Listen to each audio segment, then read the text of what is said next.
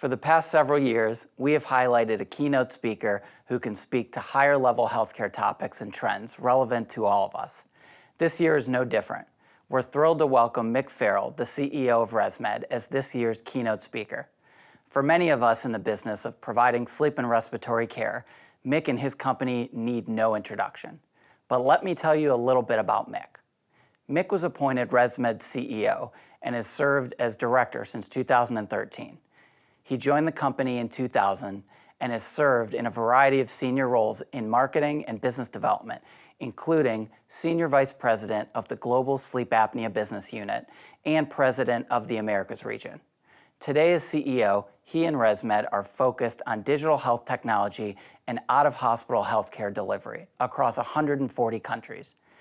Mick holds a Bachelor of Engineering with first-class honors from the University of New South Wales, a Master of Science in Chemical Engineering from the Massachusetts Institute of Technology, and a Master of Business Administration from the MIT Sloan School of Management. Directly following Mick's live keynote address, he will take questions from you. Don't forget to submit them in the Engage tab. And following the Q&A, please complete and submit the post-lecture evaluation form to receive your educational credit. Welcome, Mick.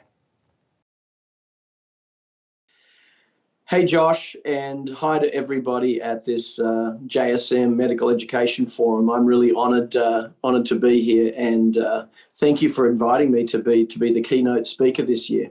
I think I'm following Annie McBride from ResMed, who was a keynote speaker either last year or the year before. So I'm following in big footsteps of one of the leaders from our software and now one of our global marketing teams. But thanks for having me here.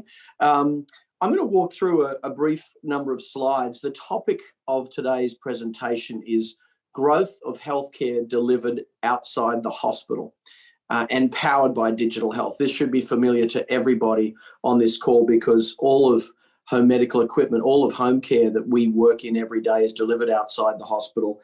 It's a novel area for other people that I give this talk to at banking conferences and healthcare conferences worldwide, but for us it should be very familiar. What I'll try to focus on is how digital health is revolutionizing how we deliver home medical equipment, how we deliver home care across the United States. And I'll give some examples from the other 140 countries that we work in.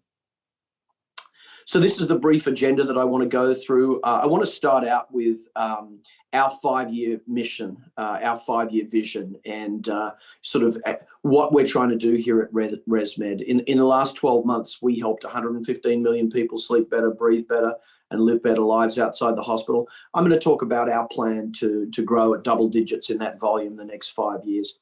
And then I'll delve into a little bit of our 2025 strategy around the core disease states we treat. So sleep apnea, chronic obstructive pulmonary disease, a little bit maybe on asthma and some of our early work there. And then our software as a service business, digital health technology. And then we'll open up to open forum Q&A as you had with the good Dr. Jane there just before. And hopefully we have a really good discussion and some of these slides generate some thoughts for you to bring up some good topics and ideas. So this is, in short, the ResMed 2025 mission and purpose. Our mission is to improve 250 million people's lives in the year 2025. And we're going to do that in sleep apnea, helping people who suffocate every day. As Dr. Jane was talking about, we're going to help people with chronic obstructive pulmonary disease. We're going to help people with other chronic respiratory diseases, including our early work with Propeller with asthma. And we're going to help them live happier and healthier lives. The doctor was talking about quality of life, so important, as well as the improvement in their medical symptoms. And really importantly, that's in the comfort of their own home or the setting of their choice. As I said earlier, during the last 12 months, we sold over 15 million medical devices for sleep apnea, COPD, and asthma, as well as full mask systems. But we also had over 100 million patients in our out-of-hospital software as a service ecosystem. So whether it's Air Solutions, AirView, Brightree, and beyond.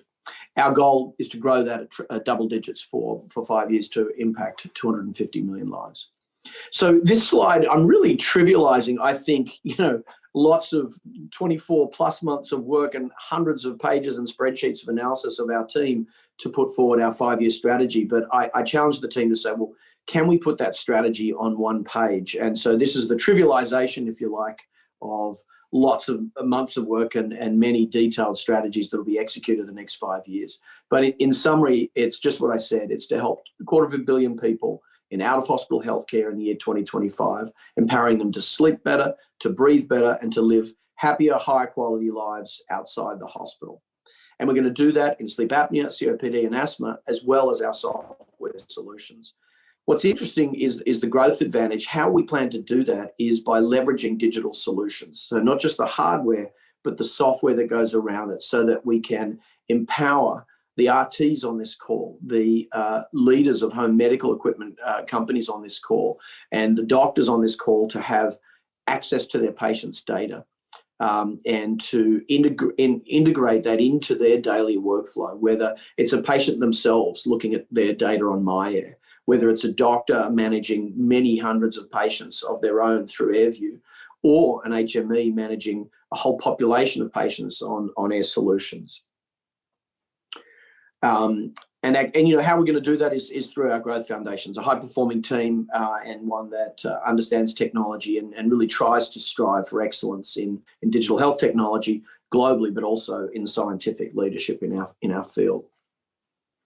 This is sort of the triple aim, the sort of daily focus that pulls that high-level strategy into what we're going to do every day. The triple aim on the right, you know, my dad who founded ResMed 31 years ago, actually, he bought the technology for $1.25 million in Australian dollars in angel funding 31 years ago from Baxter Healthcare. And he calls this the holy grail of medicine, the triple aim. But I call it our triple aim, which is we're going to slow chronic disease progression. So if somebody has sleep apnea, COPD, or asthma, we're going to slow the rate at which that disease progresses. We're also going to reduce the overall costs to the healthcare system, so including the diagnostic, therapeutic therapy, and management. So, you know, say the doctors diagnosing sleep apnea, the cost of the CPAP, the cost of all those masks over the years, including all that, we are still going to reduce the overall healthcare system costs by keeping that patient out of hospital. And really importantly, the third part of the triple aim is we're going to improve the quality of life of the patient. They are going to feel better. It's kind of unique in the field of sleep apnea, COPD, and asthma that unlike preventing hypertension or some other blood chemistry where the patient sees no symptomatic improvement, we can deliver symptomatic improvements in our industry. So improving their quality of life is incredibly important. And the three sort of chevrons on the left to right sort of say how we're going to do that. We're going to grow and differentiate our offerings in our markets. We're going to deliver world-leading medical devices to 140 countries worldwide, and we're going to build the best software ecosystems around them that ultimately allow, you know, the ultimate customer of our industry, who's that patient, to live a happier and healthier life outside the hospital. So walking through our disease states, I don't, you know, I'm not teaching anybody here on this call about sleep suffocation. By the way, that's what I call it when I talk to people who aren't in the industry. Apnea is Greek for without breath, apnea. Not many people studied ancient Greek, and so I use sleep suffocation. It makes it far more real for people outside our industry. I'll talk a little bit about sleep apnea.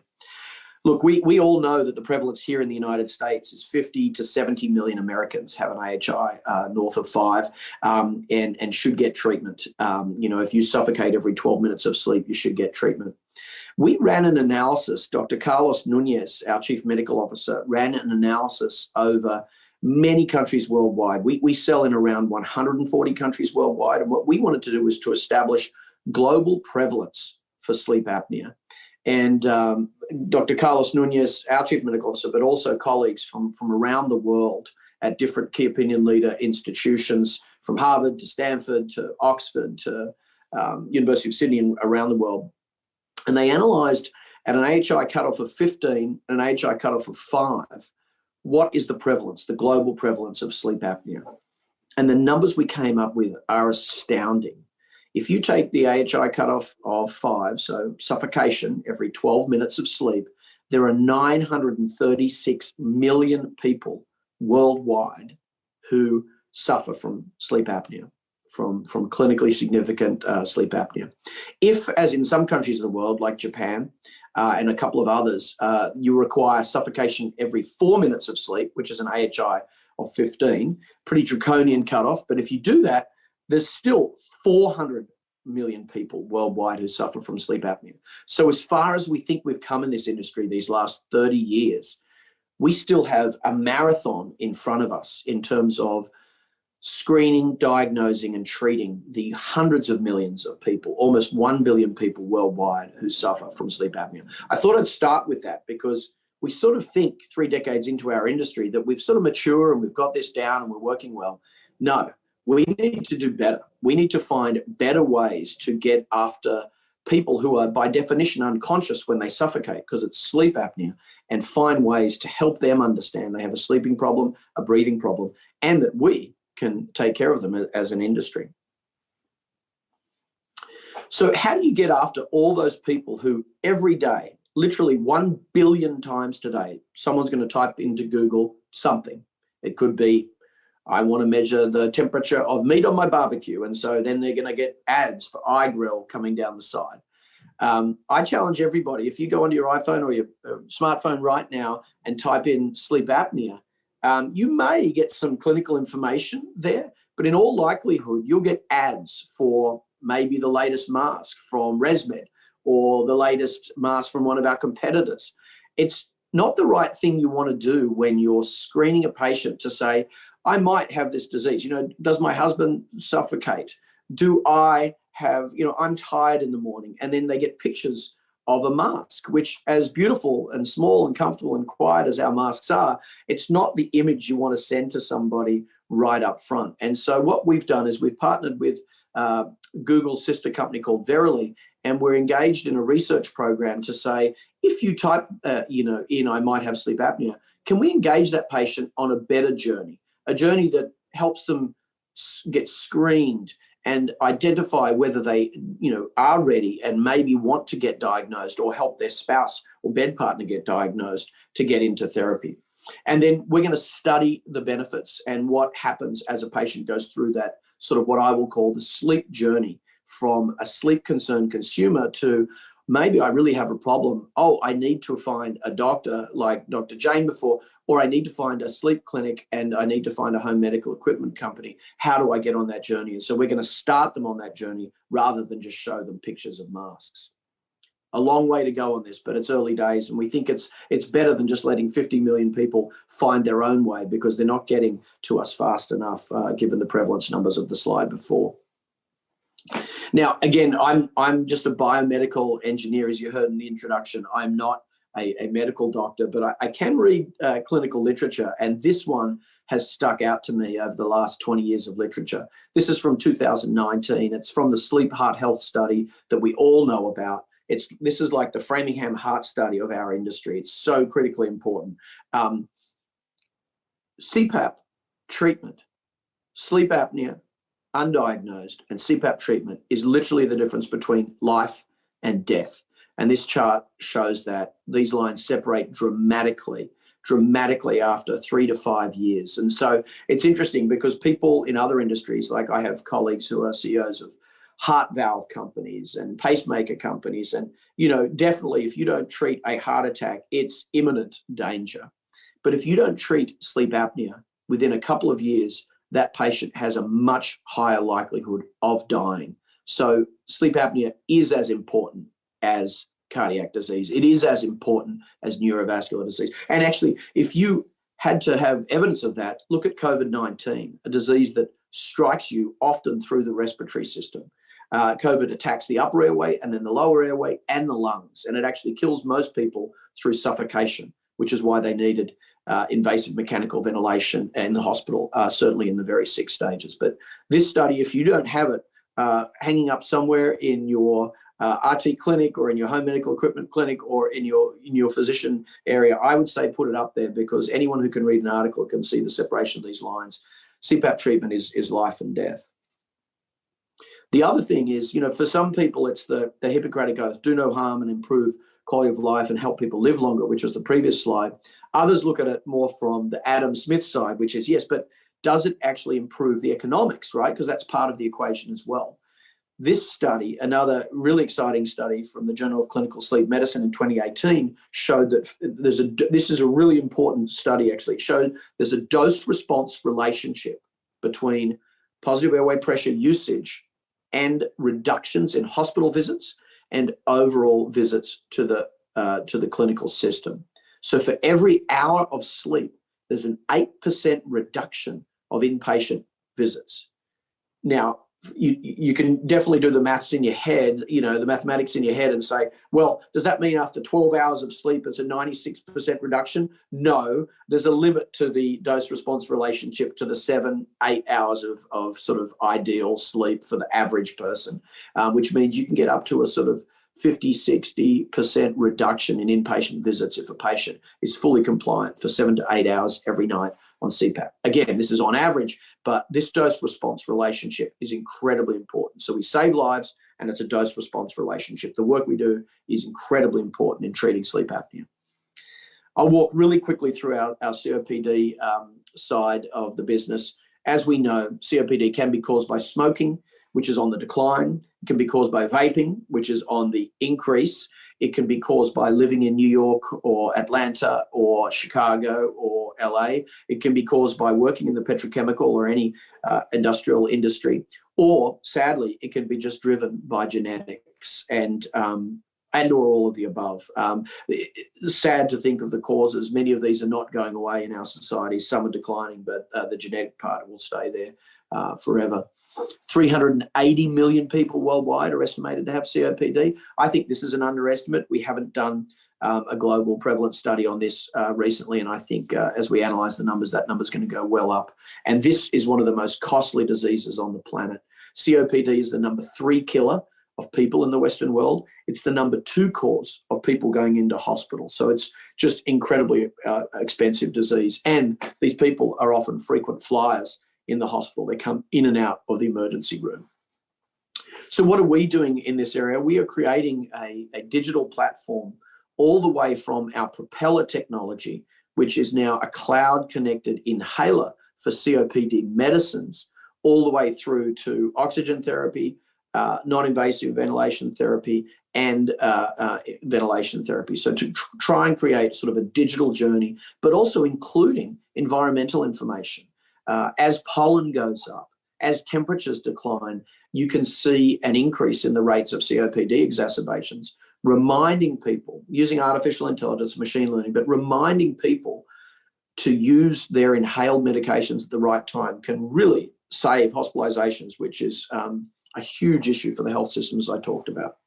So I know I'm getting short on time. I want to make sure I've got time for Q&A, so I'll run through our SaaS business quickly. People on this call who are in the home medical equipment industry and use SaaS software may be very familiar with our Brightree brand, which is our software as a service for home medical equipment providers. We also provide software as a service for home health, hospice, skilled nursing facilities, as well as life plan communities and private duty home care.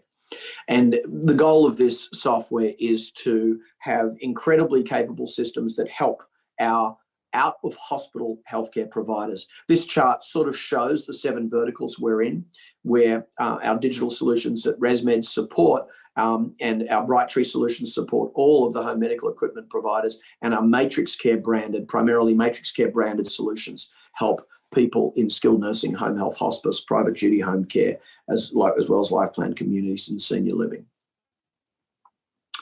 So the purpose of this talk was to talk about how digital health is empowering all of the above. The background I gave on ResMed strategy and what our mission is across the 3 disease states we treat and across SaaS is to now say, well, how does digital health technology influence these parts of the business, and how does it lower costs, and how does it improve outcomes for patients and improve efficiency for home medical equipment providers and improve clinical care delivered by doctors?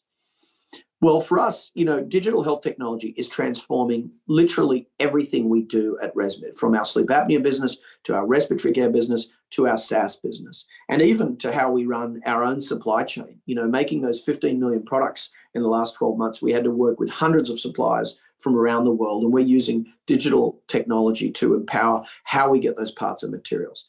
During COVID, we had to quintuple 5 times the production of Astral. We had to go over 350% of our production of all of our ventilators. We use digital technology to work with suppliers in hundreds of countries to be able to drive that. So digital health technology, it's transformational to literally everything we do. This is what, and everyone on this call is familiar with the work that we've been doing with all of you in partnership to what I would call digitize the sleep apnea provision value chain for the customer, for the ultimate customer, the patient, but also through all the HMEs in this call who are our customers. Our goal is to take the journey from screening, as I talked about earlier with Verily, through to diagnostics, whether it's on ApneaLink or a competing device, but to get a patient onto that digital journey early so that we can make sure that a person's life is well taken care of all the way through. And what we've found is by digitizing the journey, we've not only lowered labor costs for the system, we've seen a 50% reduction in the labor cost for a home medical equipment company if a patient is on our AirSense 10 system and the Air Solutions platform, and the patient's using myAir. We see a 50% reduction in the labor cost for the HME. This was from a study published from Kaiser Permanente and was actually from their own labor database. But we've also seen, really importantly, an improvement of from sort of standard industry compliance rates that were in the published literature still at sort of 50, 60%. We're able to achieve 87% compliance at that 90 days and keep it well into the 80s at day 365. And the goal is then to keep the patient on therapy for life. So lowering costs and improving outcomes for patients. That's the whole purpose of this digital journey. And in doing so, we now have over 7 billion nights of medical data in the cloud. And our goal, our stewardship goal from that is to say, well, firstly, privacy, cybersecurity, and interoperability, because we don't own the data. The patient owns their own data. ResMed is merely a steward of the data. And if the patient wants their HME to have access, you should have access in AirView in a secure, private way. If the doctor wants to have access and the patient's good with that, we need to provide access to the doctor through AirView. And if the patient wants their own access to their data, we should provide it to them for free on myAir, because we think that the patient should get access to their own data for free. And so this sort of what I would call end-to-end digitization of the sleep apnea industry is something that we've been working on for the last, I guess, 7 years in our industry, and our goal is to do the same thing in COPD and the same thing in asthma, to integrate the journey, to take costs down and to improve outcomes for the patient and for the HME and for the doctor and for the healthcare system ultimately as well. So what has that allowed us to do? Well, we now have over 12 million 100% cloud connectable medical devices in the market. We have over 14 million patients now in AirView, and we have over, actually, the bottom right-hand corner is a little wrong now. It's gone up since these slides were written. We have over 3 million patients on myAir. What does that mean? Well, this slide, in other industries is called big data. But for me, big data is a useless term. It's only what you do with big data to turn it into actionable information.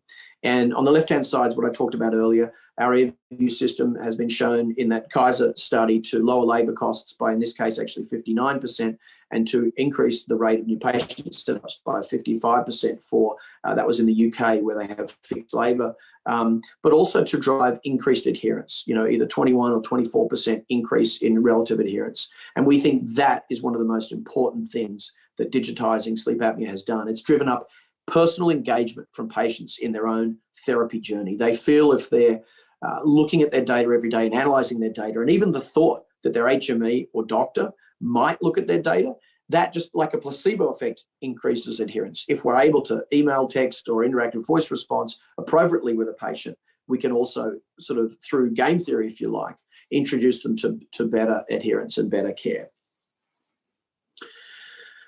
One other thing which is really interesting, we get a lot of pushback, sometimes from governments and sometimes from private payers, saying, gosh, what are the rates of resupply of masks and accessories? And is this really a good thing? Is this just a cost for us as the payer?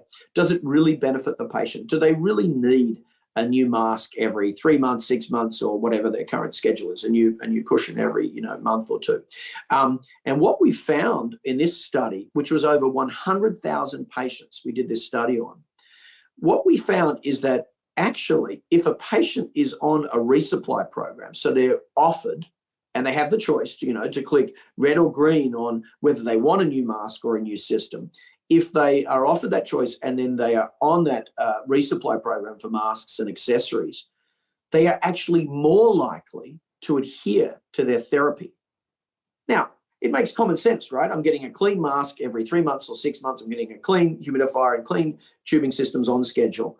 And then I use my system more. But we prove this through big data. So when a payer says, I think I'm oversupplying masks, or I don't think the patient should be offered masks, we say, well, actually, you want the patient out of hospital. You want them adherent on care.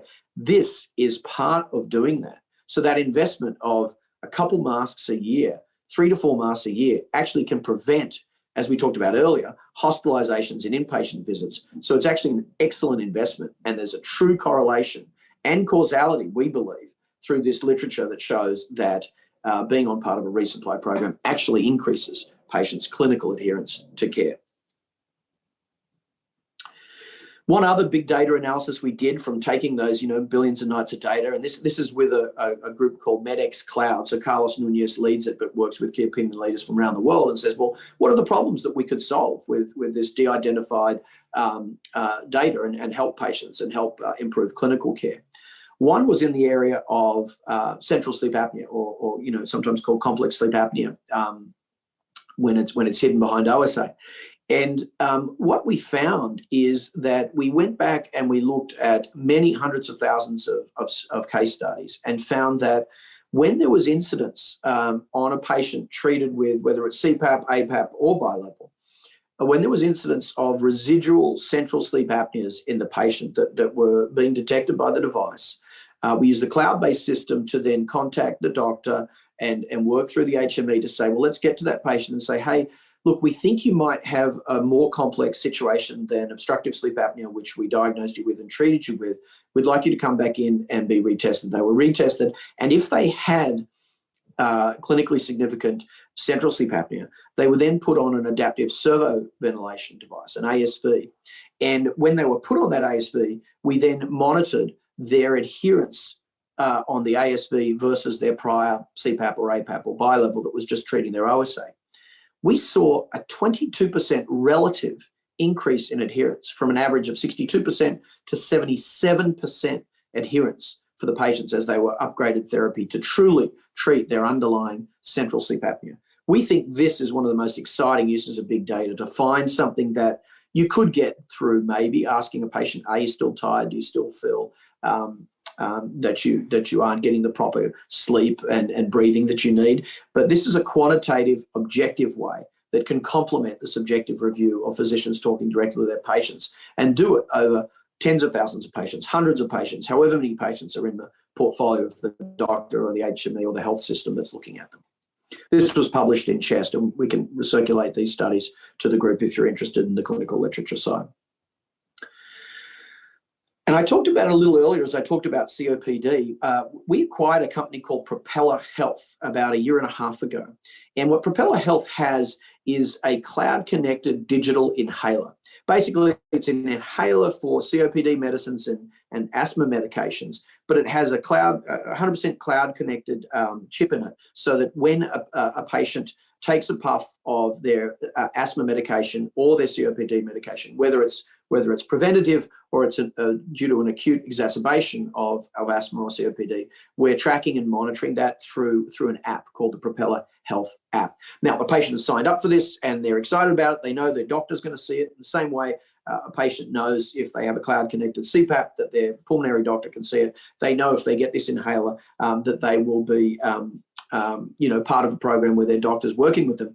But what we're able to do with this is, as I said earlier, combine data like pollen, combine data like local air pollution, combine data like knowing that patient's prescription, exactly how many times per day they're supposed to take it and at what time, and to remind them the same way we get reminded by, I don't know, many of the apps on our phone, whether it's Twitter or LinkedIn or fantasy football, and you get these little reminders to get on. We're using that same technology that the tech industry uses to keep you engaged in your Twitter feed or your LinkedIn feed, to engage a person in their use of COPD medications and or asthma medications.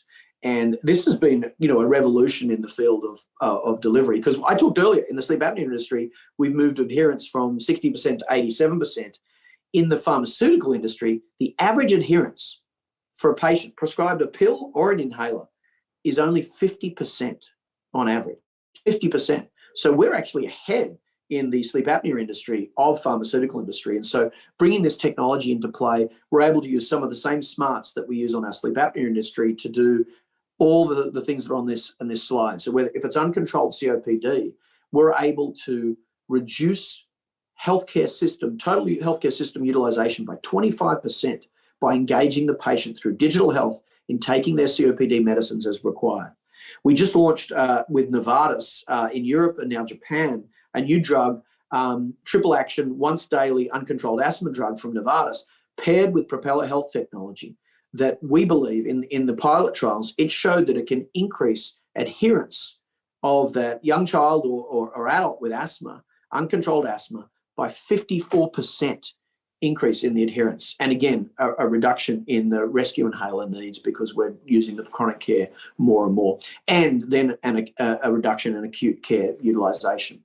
So this is just some of the ways that we think digital health is going to, lower costs and improve outcomes for patients, whether it's COPD and asthma, early stage 1, stage 2 COPD with the inhaled medications, whether it's further down the track with oxygen, high flow therapy, non-invasive ventilation. We think that by digitizing the COPD industry, we're going to lower costs and improve outcomes for patients in the same way that we have in sleep apnea. Now, all of this sort of information can go together to better help the patient.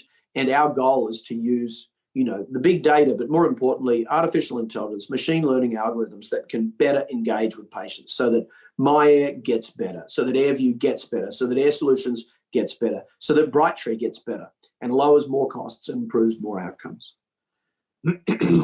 So I'll close with this. Look, it's a pretty exciting journey these last, I would say, 7 years of digital health coming to the medical device industry and sleep apnea.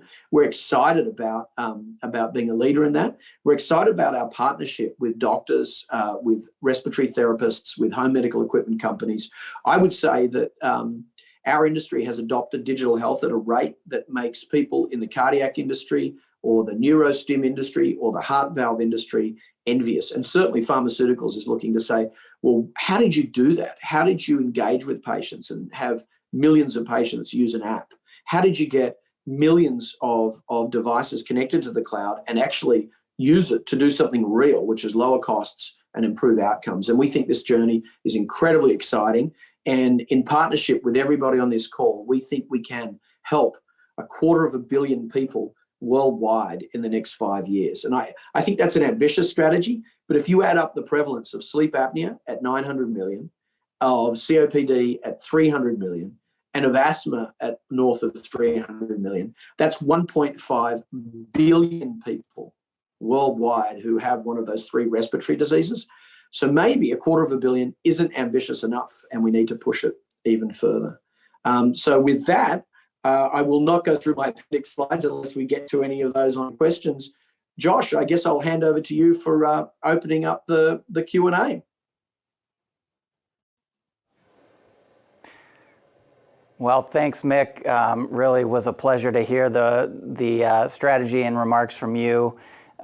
We are excited to jump into Q&A here in a moment, but want to thank you again for everything that your organization has done during really just a wild and tumultuous time this year, and presumably moving into next year. We know that we've got a great partner in ResMed to not only keep our patients safe, but the entire nation and 140 countries that you're taking care of. So thank you for that.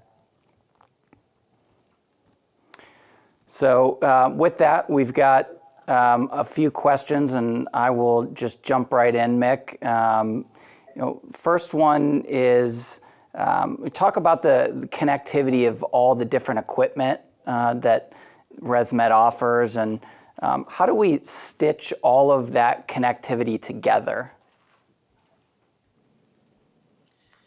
Yeah, Josh, it's a really interesting question, and I look across just the sleep apnea side, where we have now over 12 million 100% cloud connectable devices out there, whether they're CPAP, APAP, bi-level ventilators, and beyond. And just getting all that information together is incredibly complex. I mean, one really important part is privacy, cybersecurity, and interoperability. And your question really goes to the third one, but you can't forget the other two. We have to have full respect that this is the private medical information of that person who is being treated. And so having end-to-end encryption of the data, having privacy, not just because of the laws, like in Europe, there's GDPR, in California, there's CCPA. Actually, in the last election, they just added to it. It's now called CPRA. The level of privacy required in certain states and countries around the world means that it's not only our responsibility, it's actually now our legal responsibility, but I think it's an ethical responsibility. But yeah, your question went to interoperability. It's one of those ones where, and we work with this because every system, every healthcare system is different. So when a doctor says, hey, that's great, that information is great, get it into my hospital system, and we use Cerner, then we have to say, fantastic, okay, now we've got to go from our cloud and then through an API, private, secure, test the systems. Josh, as you know, you've been in this business as long as I have.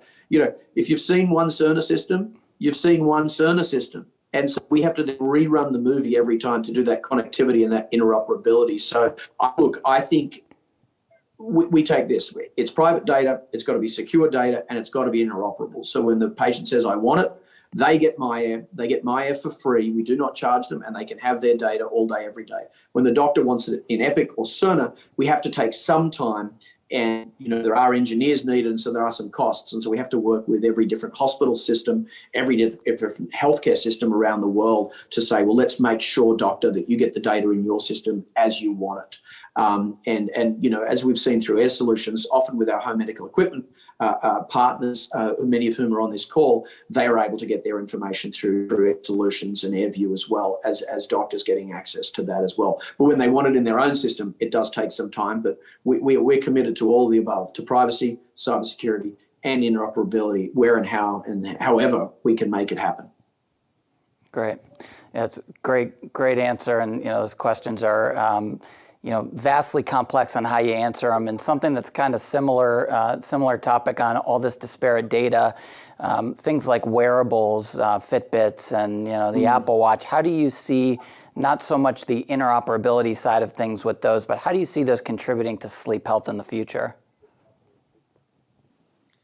This is a fantastic question, Josh. So thanks to whoever put that up there. It's one of the most interesting parts of our industry that.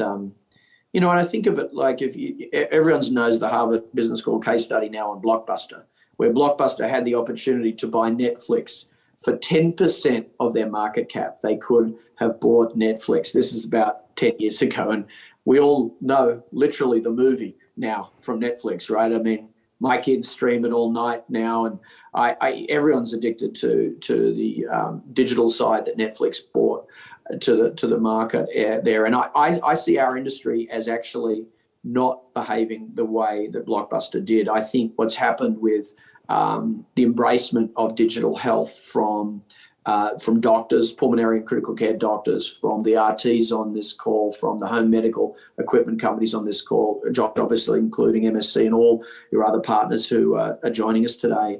The adoption of digital health has said, no, we are not going to be disrupted by a tech company in and saying, I'm going to do home medical equipment, I'm going to do sleep apnea care. But the industry, the tech industry, is coming to healthcare. And so, our partnership with Verily, is Google is going to do something around their searches for sleep apnea. And it may as well be a medical device company partnering with them to say, okay, well, great. Well, when you identify and engage a person who you think might be suffocating, here's what we recommend. How about finding a doctor in their local community who has a sleep lab, who may offer home sleep apnea testing, who may offer paths to care. Oh, and then they want therapy. Well, why not offer them, a database of home medical equipment companies nearby that they can go? There is an industry to take care of this versus Netflix reinventing everything around delivery of movies and completely disrupting Blockbuster to where they were now a dinosaur. And so I think our industry has done a really good job. As I look at Fitbit, which was bought by Google, by the way, and I look at Apple, I look at the Apple Watch, this is an analog watch, but Apple now, their watch have the ability to do full EKG, and so I would call it 90% sensitivity and specificity to all the wires, to at least a 3 or 5 lead EKG. They've now got pulse oximetry in there. Now, Massimo sued them, but we'll see how that goes. They've got pulse ox in there, and they can combine those data. They don't yet have full respiratory rate, and, we had some technology from a microphone, a technology we bought out of Dublin called Bianca Med. And we sold the product for a little while and then spun it off to a separate group which can monitor sleep wellness through the microphone and know a lot about breathing. Look, we are talking to Apple and we are working with Apple to say, well, if you're going to identify and screen somebody and they might have sleep apnea, hey, by the way, we know a little bit about the industry that can take care of that. Let's help get that information through. So I don't know. I think what we've got to do is not be in denial like Blockbuster. We've got to embrace technology coming, but we've got to tell them, hey, this is the medical industry. This isn't like selling somebody a product, which is what Google does very well. It's not like selling someone's information, which is what Facebook does really well. And it's not about just selling more watches and iPhones, which is what Apple does really well. This is about medical care. And this is about taking care of a person who thinks they might have a medical issue. And we're going to have to do this, appropriately, clinically, and do everything right to take care of that person, find their best path to care. What I love is that, as I said earlier in the prevalence stuff, Josh, there's 1.5 billion people worldwide who need our help with sleep apnea, COPD, and asthma. We can't do it alone. So let's embrace the tech companies coming in. Let's not say, oh, get out, don't come here, because they're going to come anyway. But as they come, let's help them find paths to good clinical care. Let's partner with the Mayo Clinic and Harvard Clinic to have those protocols and get them through the peer-reviewed literature so they actually are clinically effective. But then let's find ways to engage consumers the way that tech does. So it's almost a combination, if you like. Tech industry engages consumers. We engage patients. Well, consumers are patients. They were patients before the diagnosis. That interface is sort of where we're working with as best we can with the multitude of tech companies coming at us. It's really fascinating progression, and there's so many moving parts. You talk about patients and consumers, and they're really merged into one. We just had a question that is, I think, really timely to that response, as well as the fact that so many people are adopting technology different now. How do we get patients to understand all of this technology? Because it's one thing to pull data off of devices to understand what's happening, but how do we really ensure that there's a level of engagement that provides greater rich output to all the connected technology that's out there? Yeah, Josh, it's complex and it's simple. The complexity, we can all walk down that road of think about all this information, how patients can get it. Is it too much information? And I'll open up with you. I'm the chair of the digital health technology group at AdvaMed, which is sort of where the CEOs of Medtronic and Stryker and Zimmer Biomed and all the medtech companies go together to sort of talk to Washington and engage with them through AdvaMed. And so I'm the volunteer unpaid chair of the digital health group there. And when I would bring up information about digital health and how we've empowered millions of patients to see their own sleep apnea data, I had pushback, and I won't name the company, but I had pushback from another company in the industry saying, patients don't understand data. How could you possibly give patients a QRST interval of their own heartbeat on an app? They're not going to understand it. They're going to confuse the cardiologists. You can't do this. Like, why would you empower a patient? I didn't say how. Why would you give a patient access to that level of data? It'll create questions and it'll solve nothing. And frankly, no one on this call But there were some people in our industry 10 years ago, as ResMed was experimenting, before we had the cloud connectivity on AirSense 10, we had paging systems back in 2002 that I was personally working on. We had really early 2G, 3G tech in the late 2008, 2009 period. And it didn't work because we hadn't worked out how to do it. So that part is complex. It's complex to take, and this is what I tell my 15-year-old son as he writes, these history essays, these religious education essays. It's tough to take a complex topic and write something short. And Mark Twain said, sorry I've written you such a long letter. I didn't have time to write you a short one. And I think what we have to do as an industry is take the complexity in the cardiovascular side of the QRST and all these heartbeats. But for us, it's, okay, let's take those millions and billions of data points around breathing all night for all year and say, what does a patient care about? Well, on my air, the simplest thing was they want to know in the morning, am I good?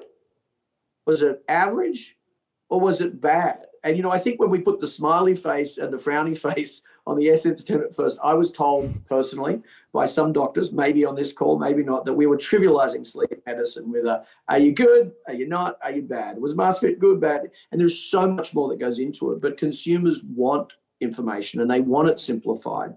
And so I think with myAir giving a simple score out of 100, with helping people to know if it wasn't 100, gosh, was it mask leak? Was it my duration of sleep? I just didn't lie in bed long enough, or was there a problem potentially with my AHI? And so then choosing how to triage those patients, get that information to their RT so that the RT gets it first and we're contacting them first, and the doctor knows and can do management by exception. But look, I think we launched that AirSense 10 back in 2014, so we're sort of 7 years into the journey. I think we're getting better at triaging patients and making it simple for patients to know their sleep apnea data. Certainly the objective data showing that we can get adherence rates up from 50, 60% up to 80, even 90% when doctors are engaged with myAir, with AirView, the HMEs engaged with AirView and the patients engaged in myAir.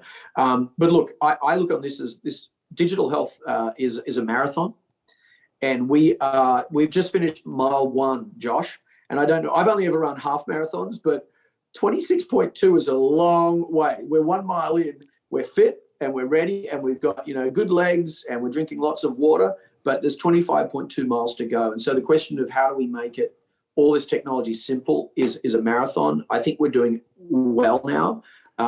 If you got the gist of my whole presentation, I actually think the biggest challenge is ahead of us, not just completing our work in sleep apnea digitization, but bringing it to other parts of respiratory medicine.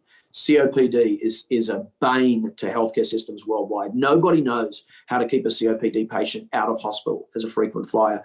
We are starting to understand that with our industry on this call. Like, ventilators help, oxygen helps, inhalers help. How do we put that all together and engage the patient, take the complex information of all that disparate data of inhalers and ventilators and make it really simple to a person and say, hey, what's your COPD score today? Good, bad, or not? And if it's not, then what can you do about it? What action can you take as a patient? And then, of course, the more complex stuff of what can a doctor do? What can a home medical equipment company do? What can an RT do with a group of patients? Gets even more complex, Josh. That's great. And, COPD is one of those diseases that, health systems and payers, they're well aware of the costs associated with it. But, from my experience and a lot of conversations that we have with payers, talking about sleep disorder breathing doesn't necessarily resonate the same way. You hear the term health and wellness, and I think a lot of times sleep falls in the wellness, not the health. Can you talk about how you see that maybe changing? We know that there's so many comorbid conditions and reactions, whether it's diabetes, hypertension, obesity, and others. But how does sleep get more attention at the health level?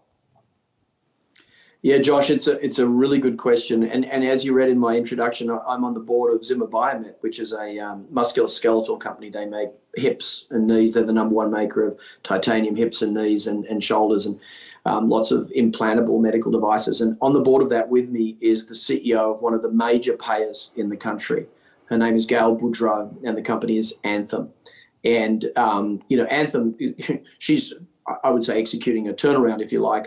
She became CEO there about a year ago and is really trying to revamp that org. And I every now and again, I lean over and say, hey, how about sleep apnea? What are you doing about sleep apnea, identifying patients across your Anthem network? And actually, I won't break HIPAA law to say anything more than she knows a lot about the field of sleep apnea and diagnosis and treatment through some folks in her family. And so what I said, well, don't you want that great improvement that you've seen in your family for the 50 million people in this country who suffocate every night? And she says, absolutely. She says, but, sleep apnea is an incredibly important problem. It's, probably the 7th most important problem that I'm working with, but I'm focusing here on my right hand, the top 5: cardiovascular disease, cancer, COPD, mental health, and I forget the 5th, but it's not sleep apnea. And so one of my challenges then was like, okay, how do we show that untreated sleep apnea leads to greater deaths from cardiovascular disease? Because untreated sleep apnea leads to hypertension, which causes more heart attack and stroke. How do we show that untreated sleep apnea, repetitive hypoxia, is a cause and a catalyst for solid cell tumors in cancer? How do we show through overlap syndrome that untreated sleep apnea with COPD leads to extra exacerbations of that COPD group that you don't know how to deal with? And how do we show on the mental health side that untreated sleep apnea leads to depression and it leads to increased suicide rates and so on? And so we actually integrate with all of the top 3 killers and all of the top 3 needs of a payer. But the onus is back on us, Josh, as an industry. So we have to take those 7.5 billion nights of data. We have to sit down with, it won't necessarily be Anthem at a national level, but maybe it's Blue Cross Blue Shield of Florida or Ohio, and say, okay, let's take the de-identified data around sleep apnea, high compliance, low compliance, zero compliance, and then look at the data around cardiovascular disease, look at the data around hospitalizations on COPD, look at the data around cancer treatment and, successful and not. And what we found, in some of the studies we've published is that all that clinical hypothesis of that interaction of untreated sleep apnea with those is true. Untreated sleep disordered breathing, as I showed in my slides in the prep remarks, it kills. It kills you. But it waits like 2 to 3 years before that curve really separates. And so that 2 to 3 year interim period is our challenge, right? A lot of payers will say, well, I turn over my patient pool every 2 to 3 years, so I don't care. Well, they actually do care, because on game theory, the patient they lost 3 years later, they get when they change employers back again. And so our challenge and opportunity is to partner with those big data and also to partner with those healthcare systems to say, no, sleep apnea actually is one of my top 3 because it impacts all of my top 3. And that doesn't necessarily happen with the others. And so, again, I'm sorry if I'm overusing the analogy, but this is a long journey. We are well on the way of integrating our data and helping payers understand that. And it's interesting now, sleep apnea is being considered, like they talk about the verticals of hurt, cardiovascular disease, COPD, mental health. They're now looking at CPAP or sleep apnea as a horizontal that impacts all of them. And at first I thought they were trivializing sleep disordered breathing, calling it a horizontal, but then I realized actually you're saying it impacts all of the others. So if you improve it, you improve all of the others. So I think we're doing better to get to the top 5 and to get to action. Great. It's a stamina game. We need to hydrate. We're going to be doing this a while, and I think we're all strapped in and ready to do that. So appreciate those remarks. We've got just about 5 minutes left. Mick, just want to ask you one more question, slightly self-serving as a member of a home medical equipment company. Just talk a little bit about the value of that channel and how you see HMEs needing to pivot and adapt to really be relevant in what's changing in healthcare as a whole. Yeah, Josh, it's a really good question, and running a home medical equipment business is a tough business. These last 10, 15 years since the government came to help from CMS with competitive bidding, or as I called it, sort of uncompetitive reverse Dutch auction bidding, which was the first, CB1, CB2, and then one thing was very interesting for me was watching what happened in CB21, watching how this home medical equipment industry bid, competitively in a game, and the government ran the whole game and said, I don't know if you read the report, I read the whole thing, and there was a paragraph there that said, we ran the numbers and we found out that there weren't sufficient cost savings. You know what that meant? I think is the industry actually bid up the rates a little bit. There weren't just no cost savings. I think the industry rates went up and CMS went, oh my God, they're bidding up. That's not good for us. And so they canceled the bid and said, we're going to stick with the rates as before. That maturity, firstly, it was improvements in the system with surety bonds and requiring physical presence and all the changes that were made to CB 21. But what I can say is that what I saw from this industry is the maturity to perform what I would call market equilibrium. And so that what that showed me is this industry understands its costs, understands its value to patients, and understands that CMS needs to recognize that. And so I just think as a maturity of an industry, I'd like to give a compliment to everybody who did their professional bidding process, because the government, was looking for a simple cost savings and found out actually they're paying fair rates and they should continue to do that, actually go up with the CPI. So that's point one, I think, maturity of the industry. Point two is the embracement, as I said, of digital health. There are providers in other industries, ophthalmology, diabetes, and others that didn't embrace digital and, aren't there anymore. And people are going D2C for those. I think what HME industry showed, its embracement of digital, and we see it through Brightree. The number of people who use Brightree, which, I'm totally biased on this, but it's one of the most efficient ways to run an HME, is incredible. We lower the labour costs of HMEs across the country, and they, Brightree just keep on coming up with new modules and new ideas on how to do that. The embracement that we see on Air Solutions, whether it's AirView, getting patients on myAir, and understanding the trust that they have with ResMed, because, we don't use those data to do anything other than empower the patient with better care. That was the promise 7 years ago. I think 7 years later, we can say that promise has been fulfilled, and we've together digitized this industry. So I think the maturity of the industry and what we're doing to show the value, the embracement of digital. And I think, understanding the value of your customer, that person who suffocates with sleep apnea, that person who's suffering from COPD, I've seen what I would call customer intimacy of HMEs to fully want to embrace their customer, that person who suffocates, as well as they embrace the customer who's, the insurance provider and the employer and the doctor. But that embracement of the ultimate customer, the person who suffocates, I think that level of patient care has been improved significantly. And so I think those three things are there: industry maturity, understanding the value we provide to the healthcare system; two, embracement of digital; and three, customer intimacy with the patient. And not forgetting doctors, not forgetting healthcare systems. I just think it's been a fantastic evolution of the industry. And together, again, I won't say what type of journey it is, if it's a marathon or a half marathon, but we've just got to keep doing more and more of all of the above. Well, Mick, couldn't agree more. I would say maybe a long sprint with a few hurdles there too, but we're in it for the long haul, and we can't thank you enough for being a part of today's event and everything that ResMed's done for Medical Service Company, this event, and our industry. We are forever thankful. So with that, we will end the keynote. We'll take a 30-minute break and resume the afternoon breakout sessions. Thanks again. Thanks, Josh.